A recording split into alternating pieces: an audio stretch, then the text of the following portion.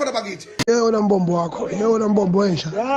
Nginibonile lapha uma ngiphume ejele ukuthi kade neshela libhizinesi neshela Ndlandlalazi libhizineshela nibhizi yakwazi ukukhuluma ngengisha wena shit ngizibonile neNdlandlalazi lapha nibhizi Ndlandlalazi Mkhonyovu nibhizi neshela mina ngisegaxele ngiphume ejele bangitshena abantu namaphoyisa ngelanga lokugcina nje sengiphuma esitokisini ngiyethi ngiya enkantolo ayibhizi ngezwe eheheza lapha ekhuluma ngani nibalulekile niyaziwa yonke indawo abangaphakathi nabangaphandle neshela kanjani ngiboshiwe abaphema hawu Ayikhale bafana bakithi.